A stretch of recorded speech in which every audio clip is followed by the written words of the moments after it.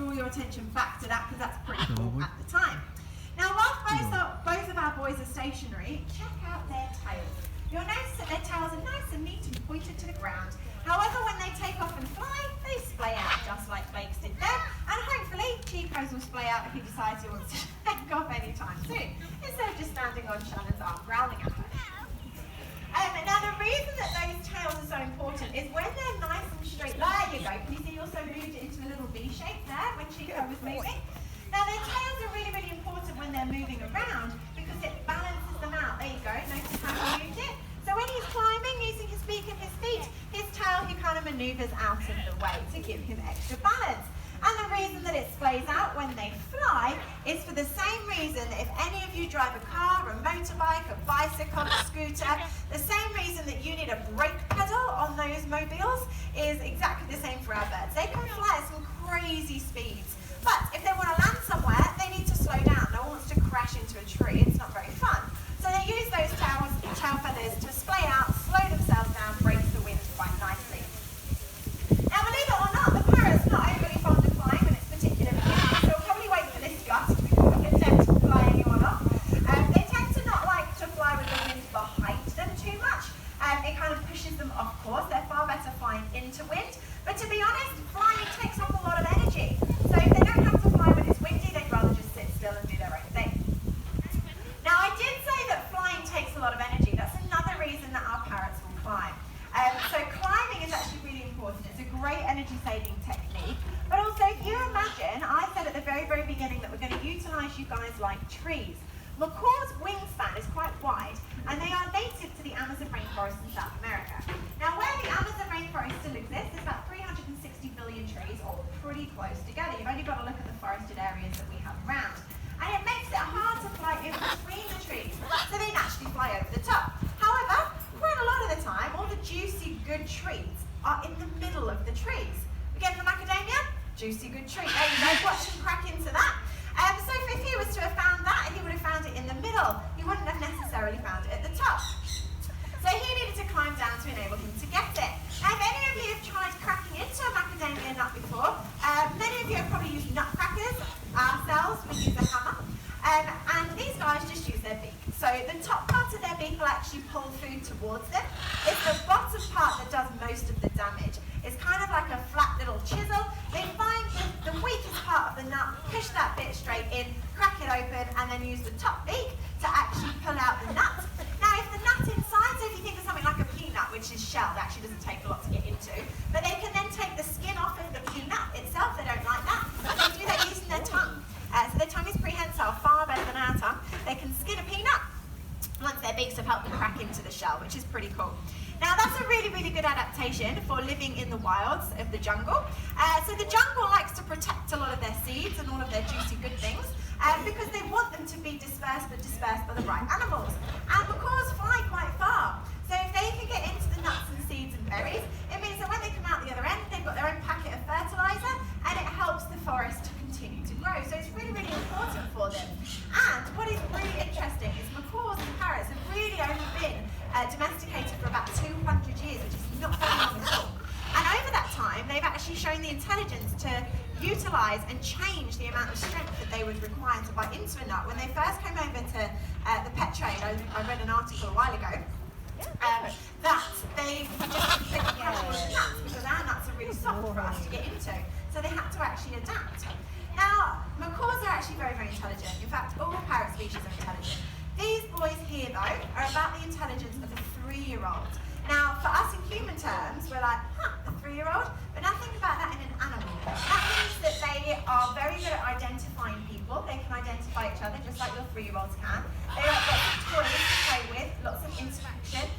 They require lots of enrichment. That's why you guys are out here today with all of your children, having a lovely day, keeping them happy and entertained at the zoo.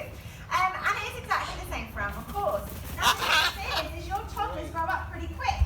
The amount of my friends that have told me their babies have gone from 0 to 5 in like the blink of an eye, that happens very, very quick. Macaws, however, these guys will live for 80 years and they maintain that level of intelligence. So you're basically having a 3-year-old for 80 years. These two boys are 80.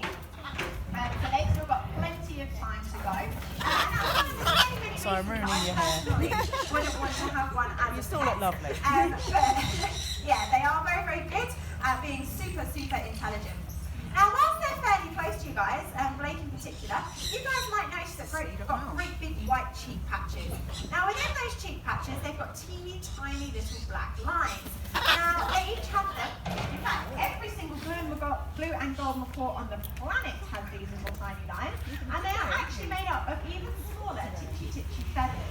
Now, they are completely unique to each macaw. Even though they look very similar to us, they are like our fingerprints. So our fingers all look very similar, but the prints underneath are actually very, very different. And it tells us that they have facial recognition. So they're able to recognize each other in a bunch of flock, in amongst a flock of 100 or more different individual blue and gold macaws. It also lets us know that they recognize us animal trainers as well. Now that's really, really important, A, because it shows their intelligence, but B, because it's a great way for us to be able to bond with our animals.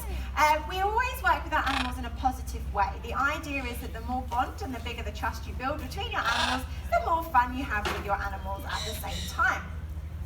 So you'll notice that we ask our animals to do something, then if they do it, we give them a nice tasty reward. That's the positive reinforcement part of it. And then chances are they're going to want to do it again.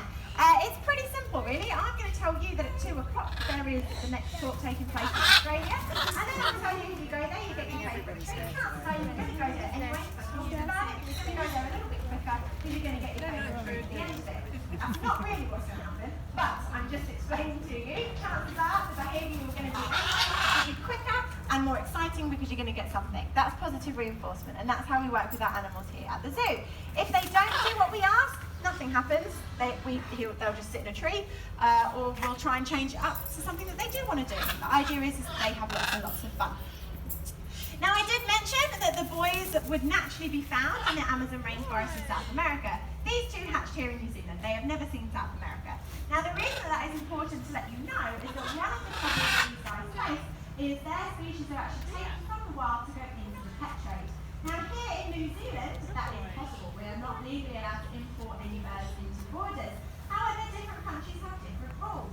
So ways that you guys can help is if you wanted to have a macaw as a pet and you don't know the breed, please check that you know exactly where that bird comes from and that you've got help take one from the wild. And secondly, if you hear of anything that you think sounds a little suspicious, just give it a little report and that way you can help that thing in the future. Now I guarantee that you guys are already helping lots of animals that live in the rainforest because all of us now, I think, reduce, reuse and recycle. So continue to do that. That's spot on. That's exactly what everyone needs to do to help animals in the rainforest. Other things you can do though is if you guys are working or buying any paper products, so toilet paper or kitchen paper, just flip it over, check to see if it has an FSC logo or a PFC logo on the back. You're just doing something a little bit extra and choosing to No, I nearly walked in front of you. Awesome. Okay, so our boys are going to be out here for just a little while longer. You will notice that whilst they sat next to our black uniform, that they look very bright in coloration. Nice bright yellow, nice bright blue, nice bright green. However, those bright colours do actually work as a camouflage in the jungle. Now, when our birds are up in a tree, let me tell you, it's actually very hard to spot them. Their underbellies are so golden, and when there is sun streaming through different leaves, the leaves shine golden. It's very, very tricky to actually try and spot them before when they're high up in the trees, and that's just in our forest. Let alone in the Amazon, where there's lots of flowers and berries that would match their coloration perfectly. Now the blue colour as well, the two things together kind of nicely break up the outline for predators. One of the things that macaws will do is they often flock together in the wild. So not only is their camouflage good on its own, but when there's 100 or so of them flocking together,